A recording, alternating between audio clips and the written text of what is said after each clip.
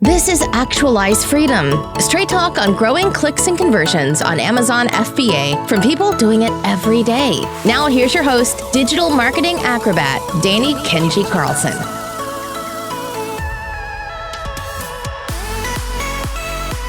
What's up, guys? Danny Carlson here, Actualize Freedom Podcast. And before we dive in today's interview with Mr. Eric Dahl, just check out this fucking place we're doing the interview. Just a beautiful, beautiful place. So let's dive right into the tour, Eric. All right, we're here in Canggu, Bali, and of course we've got the nice little swim-up pool over here. We've got Mr. Buddha on the right over here, and yeah, Buddha's very important to our villa. And then we've got 4 really nice rooms up here, which my friend and 3 of his team are all living in, and then we got the maid quarters over here, which is the place that I'm staying in. So like, if anyone needs anything, I'll do your dishes, anything you need, I'm there for you. Right, so then we've got the meditation bed right here that you wake up and hang out to. And then over here, oh, it looks like they've already picked some of the rice, but got the rice fields, people working. Not bad to wake up out of there. Yeah, it's quite nice. Tough month over here in Bali. It's really tricky. What's up, guys? Danny Carlson here, host of the Actualize Freedom Podcast, and today is a very special episode. We are live on location in Canggu, Bali with, this is kind of an interesting backstory. So Eric Dahl is part of this mastermind group that we do weekly accountability calls, and on one of the calls I just posted, oh, hey guys, I'm going to flying to Bali on Thursday. And then Eric's like, no way, I'm also flying to Bali on Thursday. So we both have been hanging out here, actually seeing each other in real life. And Eric has a really interesting backstory. He has a multi-million-dollar Amazon business that was built off of pretty much the opposite of what all the gurus tell you to do. He pretty much took everything they did and just flipped it on his head and just went for it. And he's been really successful with it. He also has a very, very interesting take on networking and why that is so interesting. So without further ado, guys, I'd like to present to you Mr. Eric Dahl. How's it going, man? Good, Dan. How you doing, brother? Excellent. So maybe let's just dive into like where you're from and why you wanted to move to Bali in the first place. Yeah, so I'm based out of Calgary, Alberta, Canada, and about 3.5, 4 years ago, I was working, doing a corporate job, doing business development, doing a lot of cold calling, sales and marketing stuff. And I think as a lot of e-commerce entrepreneurs start out, I really was just growing sick and tired of being told what to do, being on someone else's schedule, and not being able to live at the places I wanted.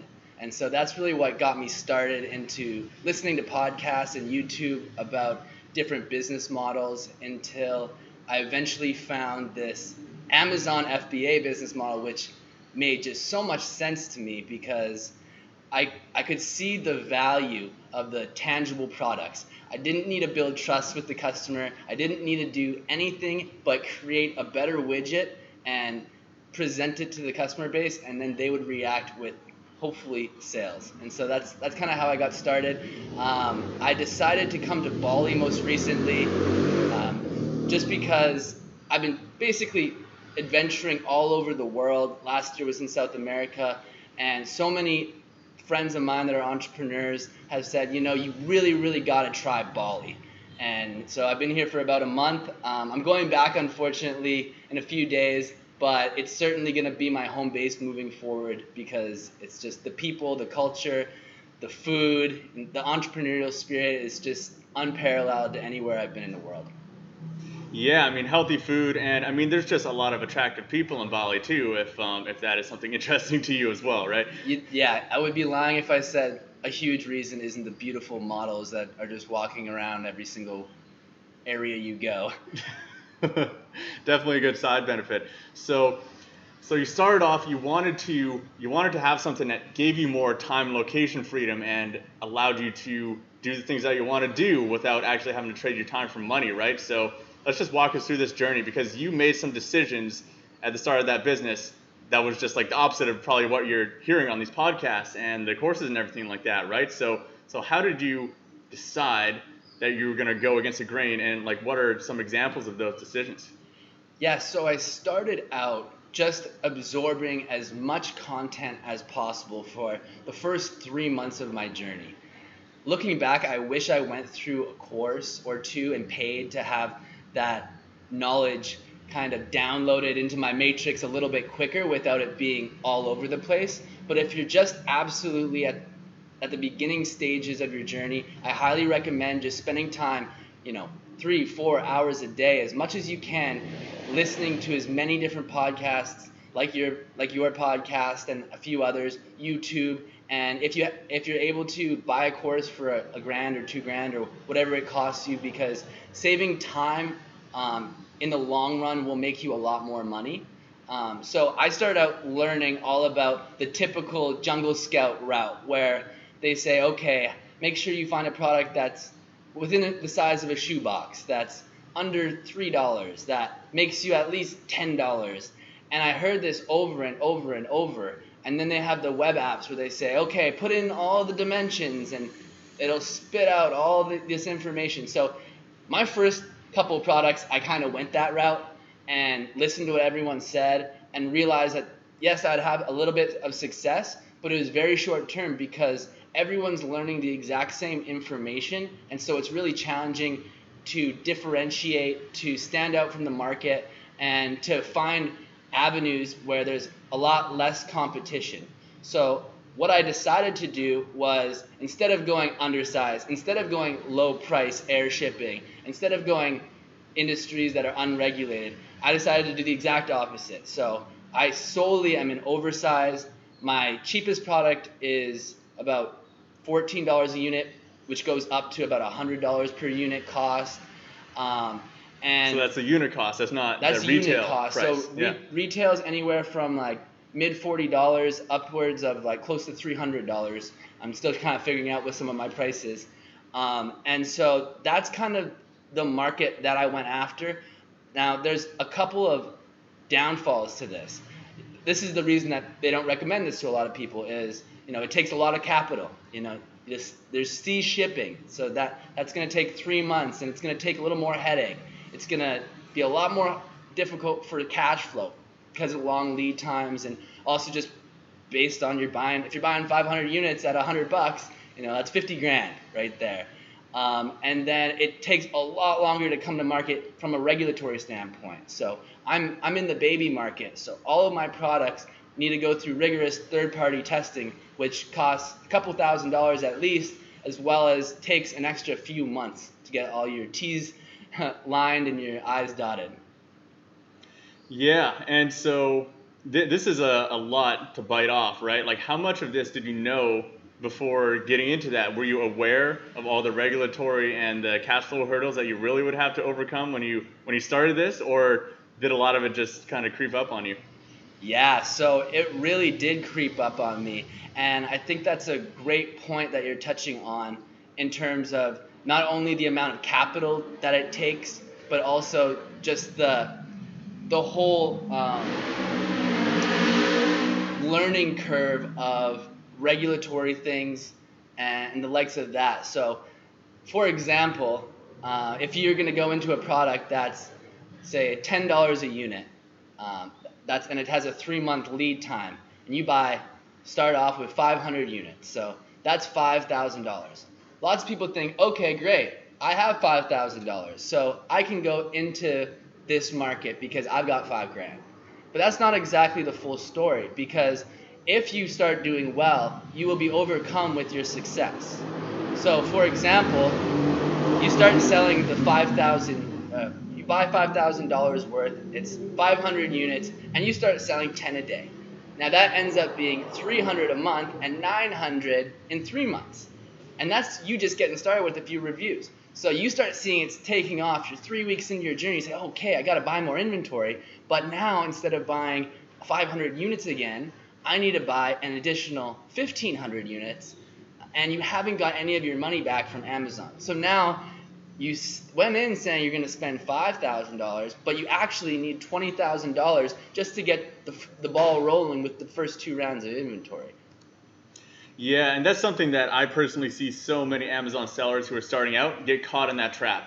You literally see people who they've invested 100% of their capital into the first round of inventory, and they're like, well, I can't afford any marketing, I can't afford to do anything like this. If it doesn't work, they can't do anything. And even if it did work, they can't afford to reorder the inventory of getting it back in stock. And it honestly blows my mind that more people don't figure this out. But I think honestly, it probably has a little bit to do with what people are told, right? What do you think about like how the gurus are teaching when it comes to how much money it needs to get started?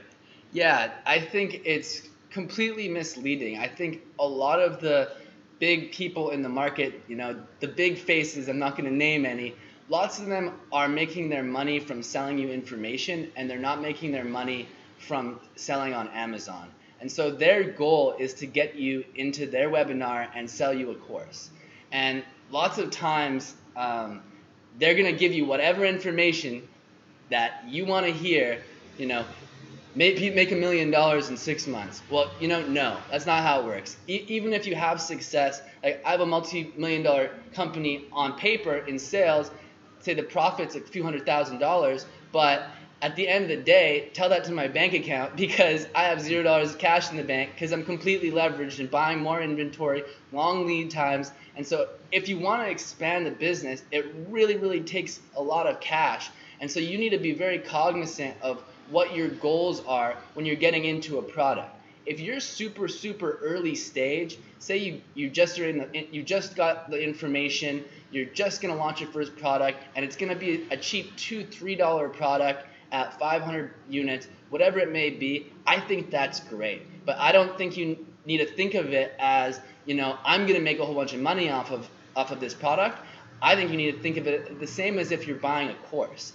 You're going to risk that $3,000, $4,000, $5,000 just so you can expedite that learning curve, so you can start making mistakes, so you can start being in the Amazon platform and learning all the little subtleties that come along with that. So if you're just starting out, I say get in the game as fast as you can, which is a great thing that I think these gurus preach is take action, and I 100% agree with that. Just make sure that you have the lens of I'm doing this from a learning standpoint, not necessarily this is going to be my be-all, end-all. I think it's just the first step. Absolutely. Totally agree with everything there. So maybe can you give an example of one of these higher priced products? Like what do the numbers actually look like the money you set aside to get this product up and launched? Like what kind of budget is it going to take? Like a real number example? Yeah, so I'll kind of back up even one step further and give you my base strategy for finding these higher priced, not as FBA heavy competition. So I think most of the gurus also would say, at least when I was learning back 3-4 years ago, that what you want to do is find products that are high in FBA sellers. So that means if you're using Jungle Scout or whatever tool, it's fulfilled by a third party, fulfilled by Amazon, but from a third party seller. Now I went the opposite route and I said, okay, I'm going to find all the products that are not from FBA sellers, that are all from AMZ. And so what AMZ means essentially is Amazon is either buying wholesale those products from real big brands and reselling them usually at a discounted rate on their website, or it's something like Amazon Basics. So I went and focused. Those guys aren't focusing on pay-per-click, on headline ads, on things like that. So I can go into a lot of markets that FBA sellers aren't doing and have a more optimized listing, really focus on my reviews, focus on the pay-per-click and the other types of advertising on Amazon that they're not doing. So that's like my mental state going into product research. Now, from there, I'm looking at, personally, I have access to capital now, and so I have the ability to go into markets that maybe are the first round of inventory is $30,000 or $40,000,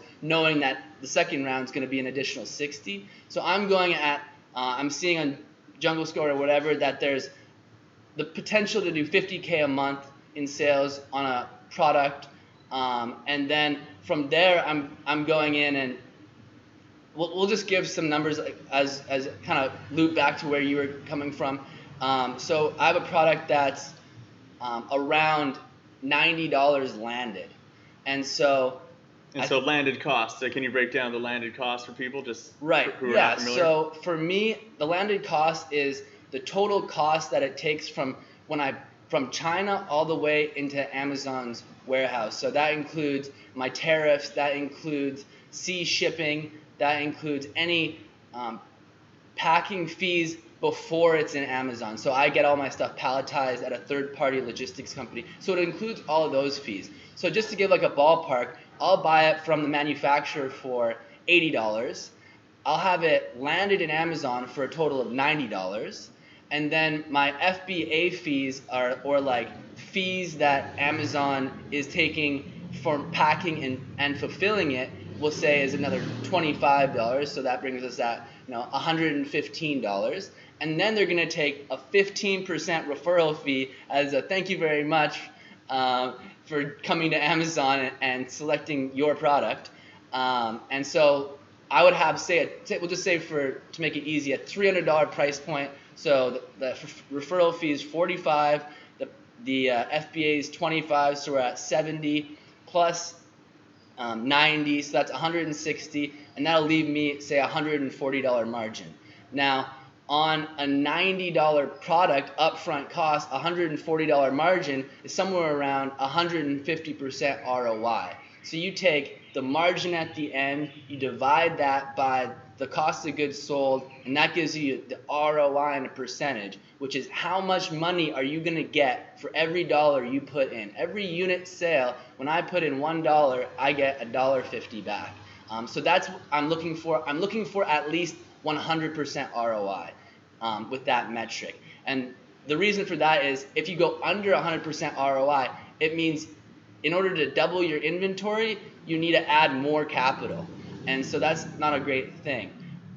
In addition, I think some people are nervous to go into markets where they're the highest price point. And I went with the strategy of all of my products are in the top 5-10% of pricing, sometimes the top 1% of most expensive products in the market. I'm competing against Amazon basics. I'm competing against really big companies that have low cost of goods sold and they're selling really cheap on Amazon. And so I need to be at that high price point. But the way that I justify it is I make sure I have a whole bunch of additional features, bonuses, and other things that the customer can receive so that they can justify that value. Yeah, so like an example that you showed me the other night is I saw a CAD drawing that you had set up for a proprietary product, right? You had a brand new product that you created a custom design for, and you're sending this off to manufacturers to create like a custom product. It's not just some random one going through the Alibaba catalog, right? Yeah, exactly. So my mindset is always find the best products on the market that currently exist and read the reviews, see what people really, really want, and then find a way to add that value. So CAD's one example where I'm getting the design completely remade. I usually have a couple of ideas that I give to a 3D designer on Upwork. I paid, I think, only $350 to have that design created, and then I can start getting quotations from different people. The way that I get quotations is I went and I hired 5 product sourcing agents on Upwork, and I gave them the exact same instructions. And some were $40 an hour, some were $20 an hour, some were a percentage of your sales, or a percentage of the first purchase. And I just went, okay, guys, show me what you got.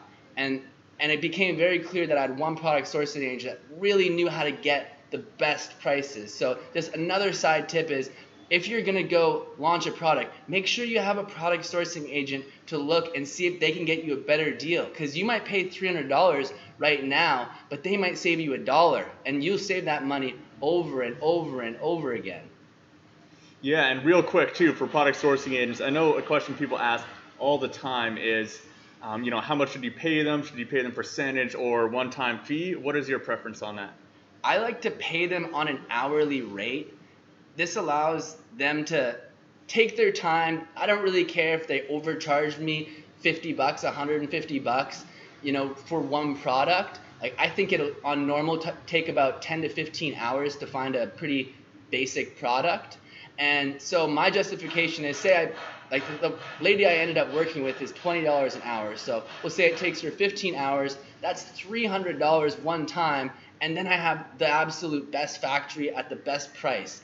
Whereas I've used people in the past and they give you a quotation after they take their cut.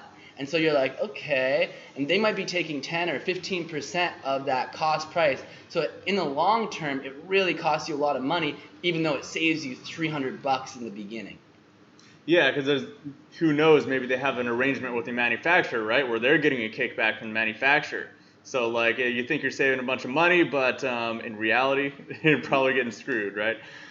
So another thing that you've done that's really contrary to what the gurus say is going with big, oversized items, right? So what I'm curious to hear from you is how did you overcome the shipping costs and calculating that into your fees and everything like that? Because I know a lot of sellers, they hear this advice from people that's really smart, like get into the oversized items because that's the opposite of what everyone else is doing, but then they quickly realize that it's very difficult to make the numbers work with the shipping. So is there anything special you're doing there?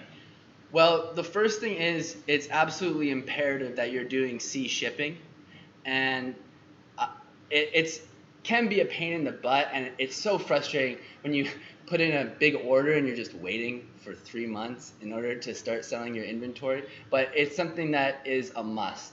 And currently what I'm doing is I'm mostly shipping in 40-foot or 45-foot containers now, and so I can, and that sometimes that's only 500 units for some of these products. But that's okay because I know what the price of a 40-foot container is, and I now have a warehouse. I found some third-party logistics companies that have relatively cheap warehousing fees. So I'll pull it in, we'll just say into the California port.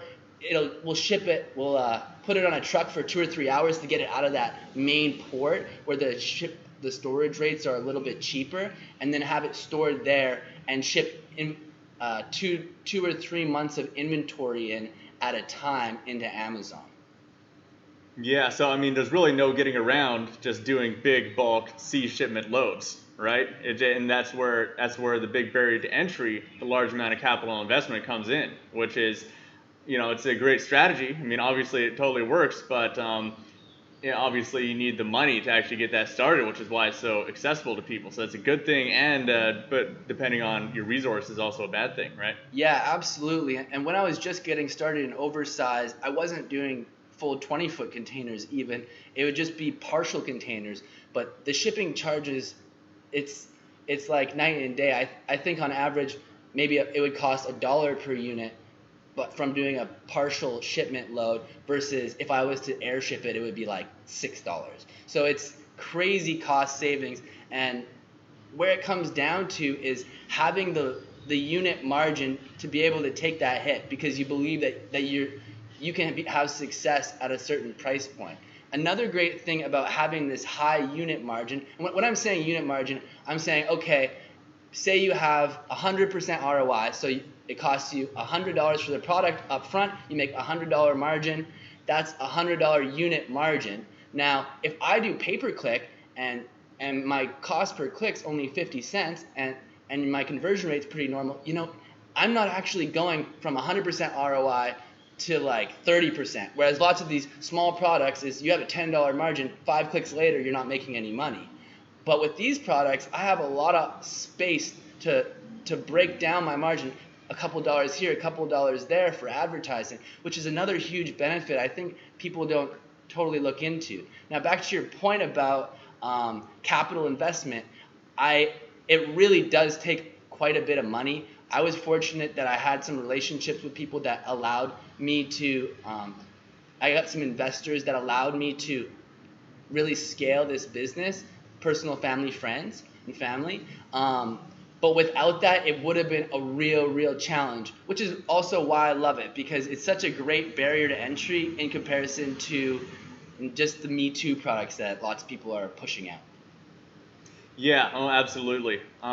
So for people out there who maybe don't have like they don't have a whole lot of money, they don't have the rich uncle or something like that, what might you recommend as a strategy to get capital to grow a business? Like I certainly wouldn't recommend anyone go max out their credit cards. I mean, we've all met guys who have done it and it's worked out, but maybe not the best strategy. What are some strategies that you and maybe your other $1 million seller friends have used to raise the capital for this kind of stuff?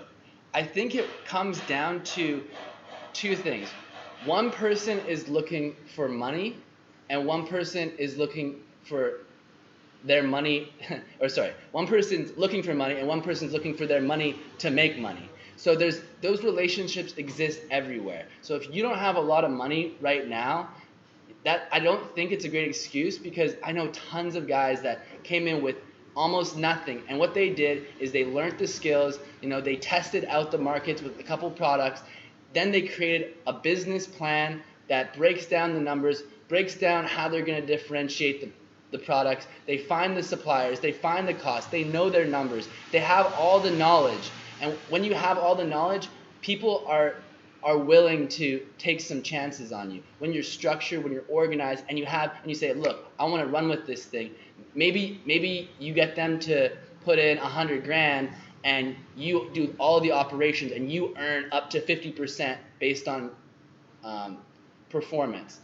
There's a lot of different structures for doing it. Generally, the banks aren't going to give you money until you're already really pushing through inventory. But if you are having success and you want to scale it, that success shows to people. People don't realize, like, if you know the top, you're an expert if you know the top 10, if you're in the top 10% of knowledge. And the top 10% of knowledge for Amazon is, you don't really even need to know that much. So it's surprising what people will give money for.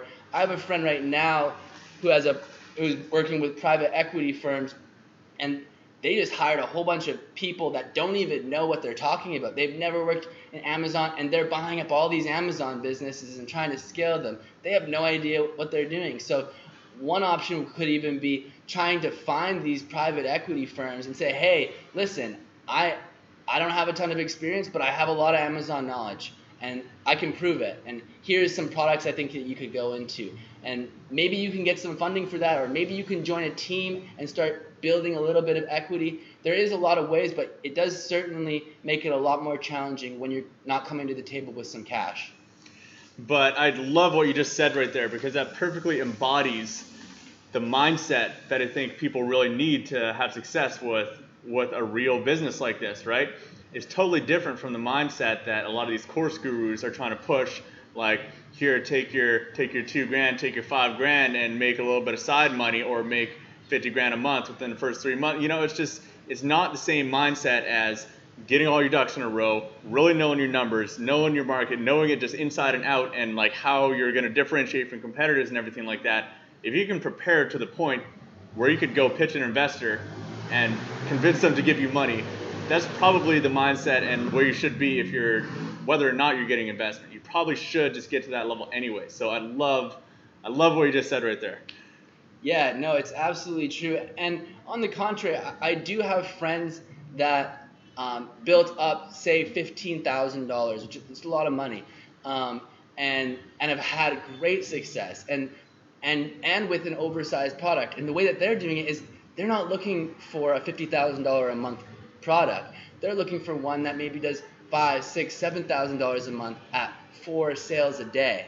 And that opportunity is certainly out there. And so if you have just some money and you want to take a couple risks, I really recommend, when you're launching, to just get to market fast, learn a little bit if you can risk a little bit of money, and then as soon as you do that, find 2 or 3 products, hopefully from the same factory, and launch them all. And I personally like that shotgun approach, because I recently went through a launch. This is kind of off topic from pricing, but where I had 3 products. They each cost me about $30,000 up front, and one of them just absolutely blew up, sold out in 2 weeks. One of them did pretty good, 3-4 units a day, and one of them was just a complete dud. And that winning product and that like mediocre product is going to pay for my dud 100 times over, month after month after month. And so I think what a lot of people do is they go, if they have 10 grand, they go all in with 10 grand. If you got 10 grand, maybe the option is, a couple cheap products to start and just learn the market. But don't put all your eggs in one basket, particularly before you have the knowledge and you really have the new perspective and awareness of what it takes to be successful on Amazon. Yeah, I think that's really, really good practical advice because everyone's in different scenarios. Not everyone is going to be comfortable going to get investment for their business. Not everyone is going to be comfortable even on their first shot. If they did have $20,000, it's maybe not a good idea to invest $20K your first product, your first time around, right? Learning the ropes and actually getting going in that. Well, Eric, this has been really, really insightful, and I hope people are really listening to the real details of what you're saying, because it's totally the opposite of what most people have been listening to and what most people have been hearing. Just the mindset of actually building a real business, which brings me to my last question that I'm going to go into here. What are you currently doing and have been putting effort into to really grow this into a full-fledged business that is not just an Amazon business, just perpetually launching products and that's it pretty much? Yeah, so I've been doing a couple things. I recently, well, I think it's not recent anymore, 8 months ago, sold one of my FBA businesses in kitchen. My main company is in baby, and so I've just been continually finding new products, launching them, and creating big differentiators in that business.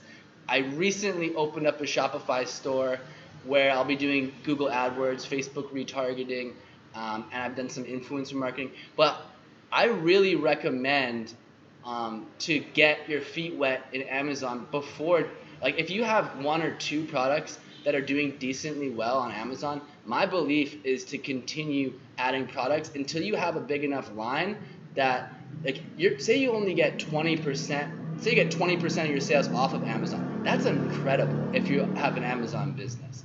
But 20% of one product is not that great, and it's going to take you a whole new learning curve. Whether you could add a second product, double your business. Now, once you have 5 products, now you look at, okay, 20% ends up being like launching another product, so maybe that's worth it. But I think some people get too early on, get stuck in doing too many things like Facebook ads and Instagram and Pinterest, and they're just doing all this stuff before they even really have the roots in their brand. And so I just would start calling my company a brand, and so now I'm doing all those things, including Pinterest and whatnot. And then over the next, about a month ago, I just purchased a new business which is completely outside of Amazon, which is in a drop shipping within the United States model. And so I think for me moving forward, it's going to be all about buying, flipping businesses and either selling them or just continuing with the cash flow.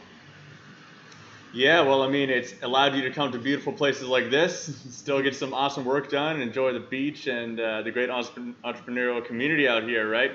Well, Eric, man, it's been a pleasure. It's been a pleasure here.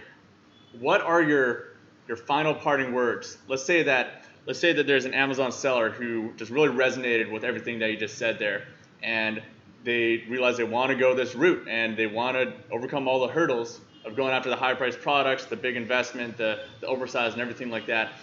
What would be your advice that you would give that person knowing everything you know now? I would say just, it sounds so cliche, but just do it. Like, so many people I have a friend who's came to China with me, he's learned about Amazon for 2 years. He knows more about Amazon than a lot of people that have products on Amazon, but he never actually pulled the trigger. And so I was just starting out when I was just early on when he was learning about it. And the big difference has been I've taken that step and taken action. So that's the one great thing about gurus is they're pushing take action, and I completely agree with that. Hell yeah, man. Well, thank you so much for coming on here. We're going to go out and grab a bite to eat here with a bunch of other Amazon entrepreneurial friends. But thanks for tuning in, guys. If you guys want to see the show notes here, go to kenjiroi.com/blog. And Eric, is there a place where people can find you online?